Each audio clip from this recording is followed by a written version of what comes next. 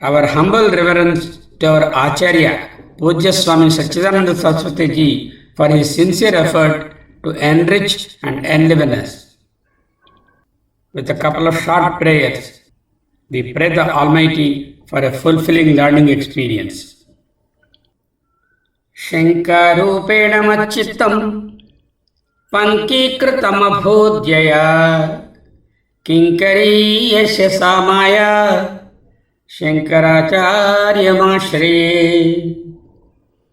Shastram Shariramimansa Devastu Parameshwaraha Acharyah Shankaracharya Santu me Janma Janmani Dhyanamoolam Gurur Murtihi Pujamulam Guroh Padam Mantramulam Gurur Vakyam Mokshamulam Guroh Kripa Om Asato Ma Satgamaya Tamaso Ma Jyotirgamaya Mrityorma Amrutangamaya Om Shantihi Shantihi Shantihi Harihi Om. A cordial welcome to our Acharya and the Sishyas in this learning group. Adhyana Bharati Shankara Group.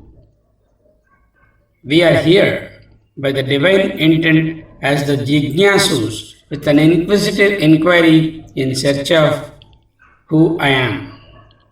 We are a group of 40 people, average age being 65 and the range being 40 to 80 years. A variegated assembly of persons from all walks of life. Here we are as Sishyas, as inquisitive learners, rather beginners in the learning mode with our commitment and zeal to learn Atma Jnana. Here our Acharya or Guruji is Pujya Swami Sachidananda Saraswati Ji, who is a disciple of Pujya Swami Tattvavidananda Ji, coming from the fold of Pujya Swami Dayananda Saraswati Ji. Our Acharya is looking after the responsibility of the Arsha Vidya Center at Bangalore. The term Guru or Acharya in Sanskrit has profound expression, bringing with it an immense sense of dedication, love, proximity, and above all, the attitude to lift the Sishya up without any motto. Ahetuna anyan api tarayantaha. We shall soon experience what this is meant. The text being discussed now is Nirvana Dashakam or Dashashloki, gifted to mankind by Jagadguru Adi Shankaracharya. Nirvana means moksham or deliverance. Dashakam means 10 slokas to guide us into moksha or deliverance. Dashashloki, a set of 10 profound slokams which teach us about who we are. In traditional teaching, we adopt and use positive attributes to explain the unknown to the knower. Here, Paramatma, the self within all of us, is indescribable, unquantifiable, intangible, sans any attributes, beyond any affirmative knowledge. So, our Upanishads use a profound method of teaching, the process of negation, na plus iti, neti neti, in Sanskrit means not this, and so on. If our chronic disease were to be our identification with our mortal body, also known as body ideation or Dehatma Bhava, clinging to our name, fame, form, and possessions, and if we were to strive to get rid of our chronic disease, this Dehatma Bhava, and blissfully enjoy the absolute everlasting health of Purnatma Tattva, we need a powerful medicine. Here, our Jagat Guru Adi Shankaracharya, our Bhavaroga Vaidya, administers the medicine in 10 powerful capsules or 10 profound slokas, the Dashashloki, the quintessence of Advaita Vedanta. Here, we are trying to present the summary of what has been imparted to us in the first class. On the study of Dashashloki, we start with the first slokam. Na bhumirna toyam na tejo na vayuhu na kham nendriyam va na tesham samuhaha anekam tikatvat sushuptaikasiddhaha तदेको वसिष्ठः शिवः केवलोऽहम् शिवः केवलोऽहम् हरिः ओम्. The word Adhyatma means about our own self, ourselves. I am into Adhyatma study means a study or inquiry about our own self. The English word means spirituality. Our ancient seers, rishis or drakshas who have envisioned the spiritual wisdom have started their pursuit with the physical sciences of the world firstly, and this is called Adi Bhuta Vidya. And not finding the real answer to the quest, who am I, have gone further in search and study of divine forces in and around us. This is the intense study of the Devatas, the divine forms who bless the creation, and such a knowledge is called Adi Daivika Vidya. Unable to find the real answer to the inquiry of the spirituality, they envisioned the knowledge about the Supreme Self, which is the Adhyatma Vidya. So, Adi Bhautika Vidya, Adi Daivika Vidya, the one dealing with the Karma Kanda or the process of worshipping the gods, which is a portion of the Vedas, and finally, the Supreme Adhyatma Vidya, which is the Jnana Kanda, Upanishads or Vedanta. It is stated in scriptures, Adhyatma Vidya Vidyanam. This is the wisdom among all that needs to be studied. Be it Adi Bhautika or Adi Daivika, they will not address the fundamental inquiry, who am I? Knowing this, every other knowledge is proclaimed as redundant. This is taught in the Vedanta or Upanishads and is also known as the Jnana. This science is envisioned by our rishis and is not about the worldly sciences, not about the Devata worship, ritual and process thereto.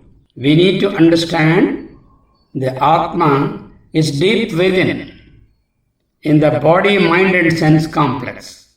It is plain and straightforward inquiry into our true self or the true nature. The Adi Bhautika and Adi Daivika knowledges give us happiness, no doubt, but it is fleeting and is not permanent. Initially, all of us identify and take this body to be our real nature. when someone addresses ourselves, but we need to realize this misidentity and identify our true nature as Atma. In the 7th chapter of Chandogya Upanishad, there is a story. The celebrated, all-knowing sage Narada approaches Saint Sanat Kumara, the embodiment of Atma Jnana and one of the Brahma Manasa Putras, and requests him to annul his discontentment or unhappiness. Then Sanat Kumara inquires with Narada what all he learned thus far. Sage Narada gives an exhaustive list of what all knowledge he is adept, but expresses that he is not in complete happiness in spite of all this study. Sanat Kumara advises Sage Narada, unless you know Atma Vidya, my dear, you are incomplete and cannot cross your sorrow. Tarati Sokam Atmavid. Please be advised, this is not for the sake of textual study, but the aim is to discover, rather uncover, the Purnananda which is you yourself and which you already are. This is termed the Atmananda. Just as we have Google Maps to go from one place to another to guide us, we have road maps laid down by our great seers of ancestors in the various spiritual texts like Bhagavad Gita, Viveka Chudamani, Upanishads, Brahma Sutras, and this present text, Dashashloki, and so on. The guide map by our rishis is ready for us for our inward journey. The journey is not going out somewhere, but it is from head to heart, from outside to within. The inevitable sources of, the only sources of wisdom in this journey are the scriptures, the Sritis, and the preceptor, our Guru. Just as a mirror is the only way to look at our physical appearances, these texts are the mirrors for our inner self. Take us Antarmukha. In our life, we go always outward and to seek happiness, and probably through objects and people. These scriptures show us our real nature, the inner self. Here goes a story about this Dasashloki. The 8-year-old Shankara Bhagavad-pada, after taking to sannyasa, was in search of his guru, his spiritual preceptor. On the banks of river Narmada, near the Omkareshwar temple, there lived a sage, Govindapada. When Shankara Bhagavad-pada as a child approaches Govinda Bhagavad-pada, prostrates before him and requests him to accept him as his disciple, as he wanted to study under his tutelage.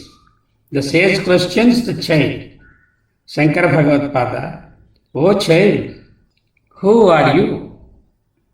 Instantaneously, our Shankara Bhagavad-pada started reciting these 10 slokas, the Dashashloki, the subject we are now studying, the intricate meaning of which is under study now.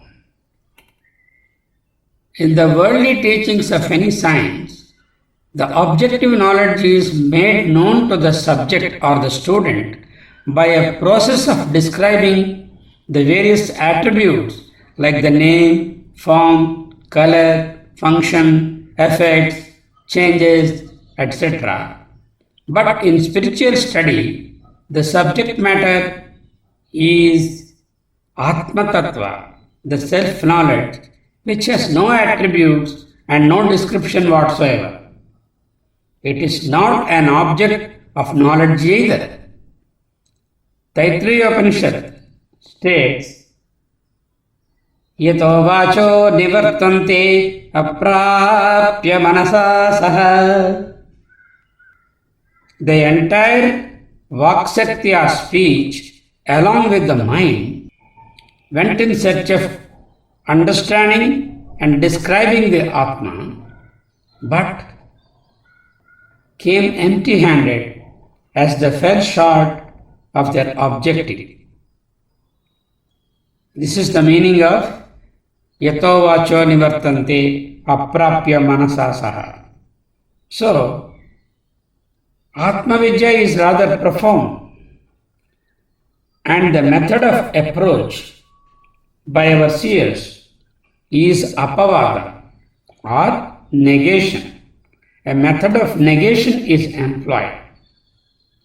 In Shankara Bhagavad Pada's words, Adhyaropa apavadabhyam nishprapancham prapanchate. Let us take an example. We have a necklace in our hand and go to the goldsmith for exchange or to sell. First he examines whether it is gold necklace or not. Then he separates all that is not gold, like the stones, the enamel, etc., which are not the true nature or the gold. Then he reduces the making charges we paid to get the gold into a form of a necklace. Why? Because the form has no ingenious value of gold.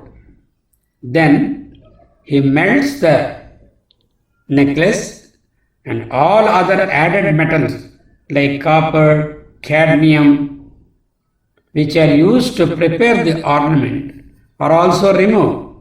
These are the impurities, as they have no value as gold. Then the pure gold with luster is obtained.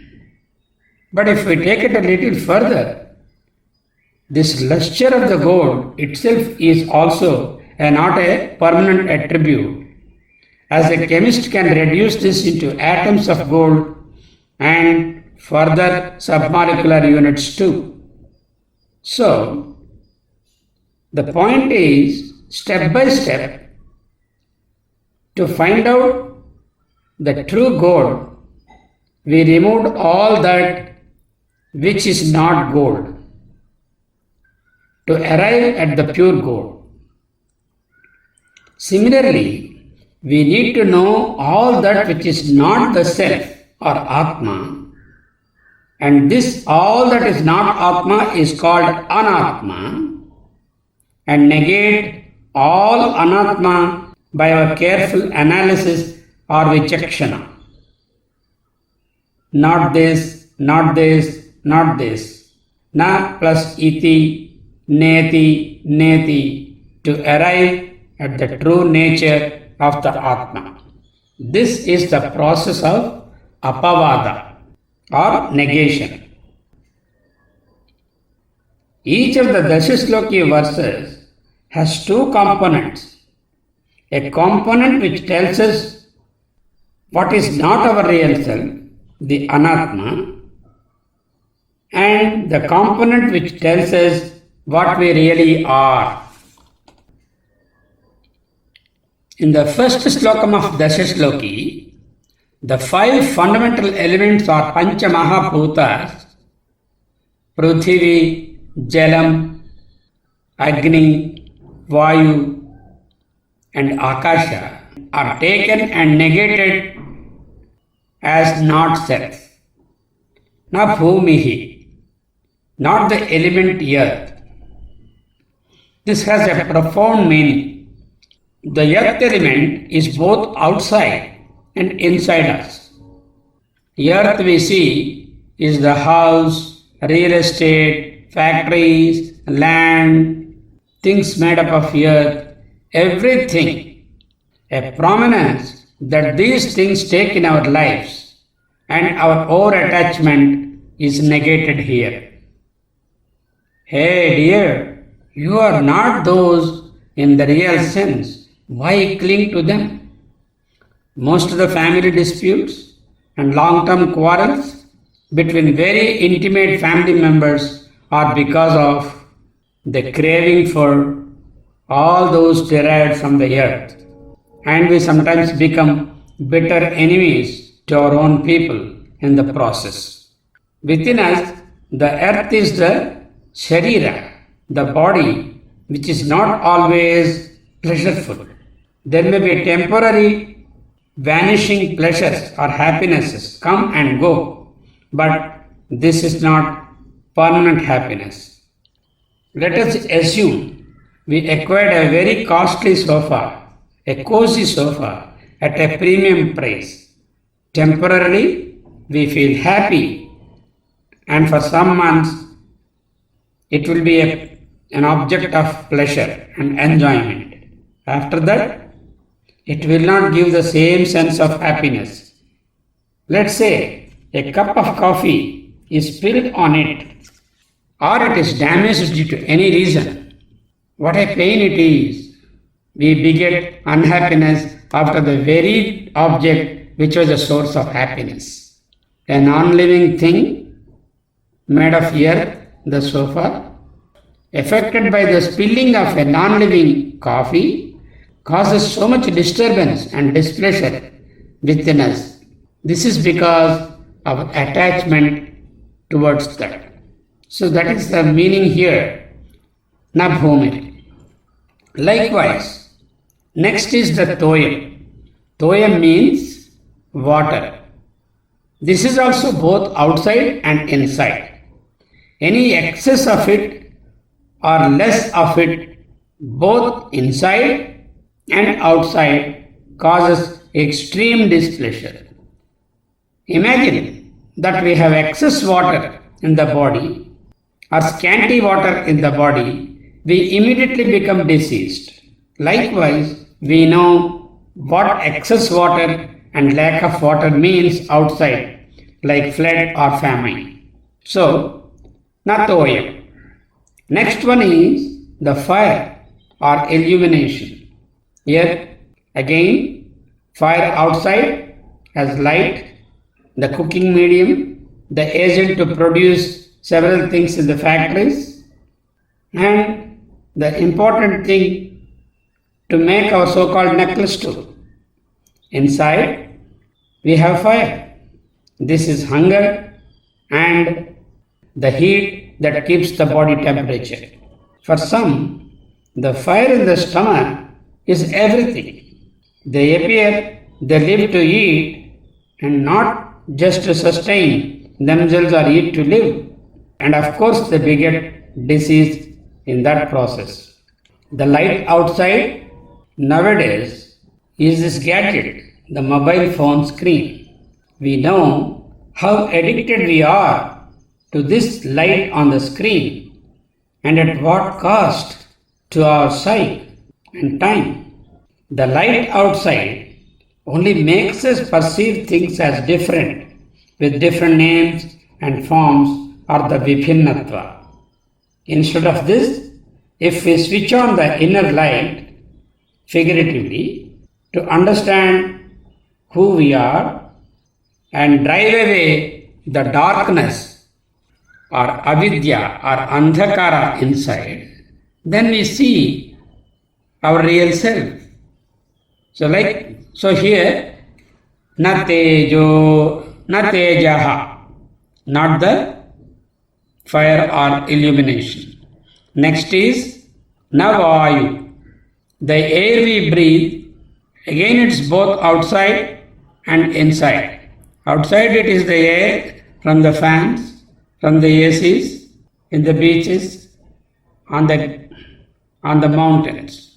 Is the one which sustains the prana vyapara or the vayu tattva. Neither of these are unchanging. Neither of these are permanent. Neither of these are always pleasant. Imagine there is excess breeze or cyclonic storm and breeze. Is it pleasant? So, we are not the void. Na kham. Kham is space, akasha.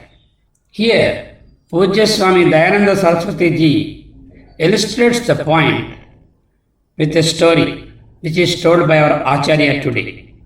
So there was an apartment owner who owned a very costly apartment, and Swamiji Dayananda Saraswati Ji was invited to visit the apartment. Upon careful inquiry by Swamiji whether any part of that building, the right side wall, the left side wall, the flooring, the roofing, etc., belonged to him, the answer from the owner was negative, because they are all shared by others, and only the space, he says, he won't, paying such a hefty price. There is space outside too, and we enclose that space and call it as our apartment, and we pay a lot of price and suffer when something happens to that. So that way, na kham, na indriyam. Indriya means organ, motor organs and sensory organs, karmendriyas and jnanendriyas, 5 plus 5, an assemblage of 10 organs. These organs are, if we subtly look at, they are the derivatives of the Panchamahabhutas. What Shankaracharya ji is telling here is, we are not the 5 elements Prithvi, Jalam, Agni, Vayu and Akasha, and we are also not the products of those 5 elements, the 10 Indriyas. Na tesham samuhaha, not a combination or conglomeration of these 5 elements, our motor and sensory organs, which are differentiated into these organs born from the 5 elements. Why we are not all these? Because these are manifold, vibhinnatva, vibhinna, and ever changing, never permanent, and there is no permanent ananda or pleasure in them. These are not the real nature of us, which is changeless, attributeless, non-dual, and not having parts, not vibhinna, but ekarupa. Our real nature is Sushuptaika Siddha. Sushupti means deep sleep. In the deep sleep state, our inner consciousness illuminates us. Why? When we get up from the deep sleep state, we all tell that we slept well or we did not. Who experienced that? The inner consciousness. This consciousness is not only available in the Sushupti, it is very clearly seen in Jagrat and Swapna. So, that consciousness which illuminates the Chaitanya, which illuminates the waking, dreaming and the deep sleep states, is the Atman. That light of pure consciousness, Atma Tattvam, is me, Aham. So, in summary, we are not the 5 Mahabhutas, Pancha Mahabhutas, or their derived products, the Indriyas, but we are the Shivam, the auspiciousness personified, which is obtained by eliminating the Panchabhutas and their effects.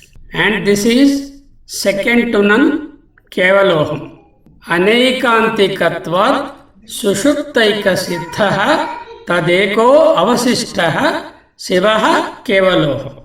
It is second to none, it is unique, Ekam, and it is the witness consciousness in Sushupti. It is the most auspicious, Sivaha, Kevalah, and we are that. That concludes the summary of today's understanding and learning given to us by Swami Sachidananda Ji. We look forward for future teachings. Om Tat Sat. తెలుగులో తెలుసుకుందామనుకునే వారి కోసం స్థూలమైనటువంటి భావం. న భూమి న తోయం న తేజ న వాయు న ఖం న ఇంద్రియం వా న తేషాం సమూహ అనైకాంతికత్వాత్ సుషుప్తైక సిద్ధ తత్ ఏకః అవశిష్టః శివః కేవలః అహం అస్మి. అహం భూమి నా అస్మి. నేను పంచమహాభూతములలో ఒకటైన భూమిని కాను. అహం ఆపః న అస్మి. నేను నీరును కాను. అహం తేజః న అస్మి. నేను పంచమహాభూతములలో మూడవదైన అగ్ని కూడా కాను. చ మరియు అహం వాయు న అస్మి. పంచమహాభూతములలో నాలుగవది అయిన వాయువును కాను. కం నా అస్మి. నేను ఐదవది అయిన ఆకాశమును కాను. చ అహం ఇంద్రియం వా నా అస్మి.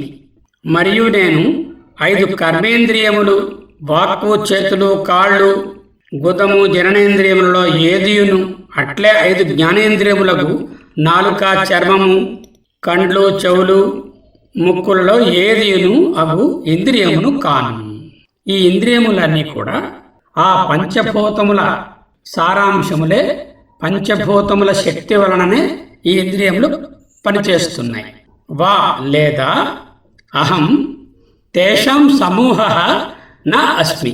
నేను వాటన్నిటి అంటే ఈ పంచమహాభూతముల యొక్క వాణి శక్తి స్వరూపాలైనటువంటి పంచ కర్మేంద్రియముల, పంచ జ్ఞానేంద్రియముల యొక్క సమూహమును అంటే ఈ శరీరమును నేను కాను.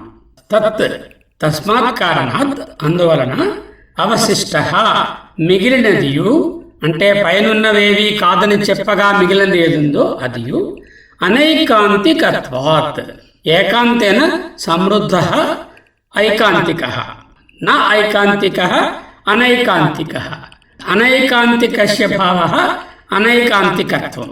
తస్మాత్ అనైకాంతికత్వాత్ ఏ ఒక్కదానికి సంబంధించినది కాకపోవటం వలన సుషుప్తి ప్లస్ ఏక సిద్ధ, సుషుప్తైక సిద్ధ, గాఢ నిద్ర ద్వారా మాత్రమే ప్రమాణీకరించబడుతున్నది అయినా కేవల ఏక రెండవది లేనటువంటి ఒకటి మాత్రమే అయినది అయిన శివ మంగళ స్వరూపమైనది అయిన పరబ్రహ్మమే అహం నేను అస్మి అయి ఉన్నాను. పంచమహాభూతములు, పంచ కర్మేంద్రియములు, పంచ జ్ఞానేంద్రియములు ఇవి ఏవియును నేను కాను. వీటి సమూహముకు శరీరమును కూడా నేను కాను. వీటికి ఆధారములకు మనస్సు, బుద్ధి, చిత్తము మరియు అహంకారము కూడా నేను కానని భావం. అంటే స్థూల సూక్ష్మ శరీరాలు పంచమహాభూతాలు కాదు. మరైతే నేను ఎవరిని? ఏ ఒక్కదానికి సంబంధించినటువంటి కారణంచే వీటన్నిటినీ త్రోసిపుచ్చగా మిగిలిన వాడను, గాఢ నిద్రచే మాత్రమే హాయి మరియు ఎరుకగా ప్రమాణీకరించబడిన వాడను, నాకంటే వేరే ఏదియును లేని అద్వితీయుడను, మంగళ స్వరూపుడను అగు పరబ్రహ్మమే నేను. ఇది తెలుసుకోవడం ఒక ఎత్తు, దానిని అనుభవంలోకి తెచ్చుకోవడం ముఖ్యమైనటువంటి సాధన. అందరికీ నమస్కారము. స్వస్తి. న భూమిర్న తోయం న తేజో న వాయుః న ఖం నేంద్రియం వా న తేషాం సమూహః అనైకాంతికత్వాత్ సుషుప్తైకసిద్ధః తదేకో వశిష్టః శివః కేవలోహం తదేకో వశిష్టః శివః కేవలోహం శివః కేవలోహం శివః కేవలోహం शिव केवल